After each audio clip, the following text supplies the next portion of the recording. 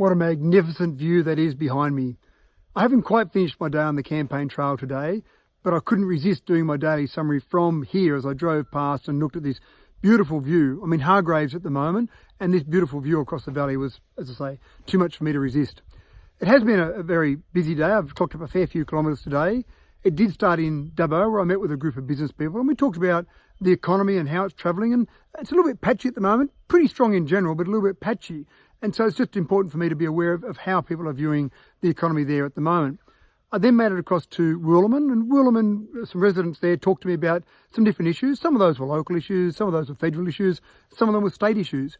But I get frustrated when a politician says, it's not my area of government, so I don't want to know about it. So I was happy to hear their concerns and happy to give them a little bit of advice in terms of what possibly could be done with those different areas of government.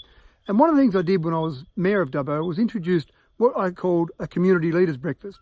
We had the state member, we had the federal member, and we had myself as the mayor and councillors who every 3 months we would get together and have basically an open community forum. And it was great to see all three levels of government working together. And I think that's important so that people can't basically palm off areas that might not be their area of responsibility. They need to be able to communicate and have that relationship going forward.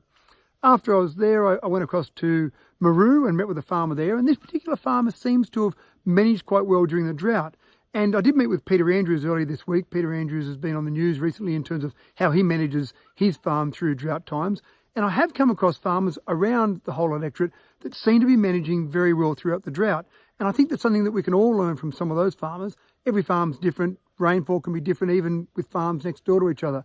But I think there is something we can learn because we do live in a country that has regular droughts. And I think management through those drought times is really important. I think a state government can play a very big role there.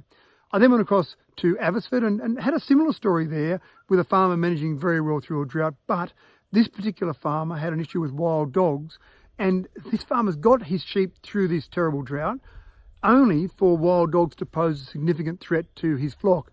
And I think the state government can play a role there with funding for things like surveillance or baiting and really trying to help farmers make sure that they aren't attacked by or have their flock attacked by things like wild dogs. So get through the drought, but then have other issues pop up. I've then been into Hargraves, met some people here, and I've got one more person to meet with in Urudgery on my way back into Mudgee tonight. I'm staying in Mudgee overnight because I'm at the Lawson Park Market. So I'll be staying with my parents-in-law. John and Veronica Sullivan live there in Mudgee, so I'll be staying with them tonight, and then Mudgee tomorrow, and then off to Golgong tomorrow afternoon before making it back to Dubbo tomorrow. This has been Mathew Dickerson, your independent voice.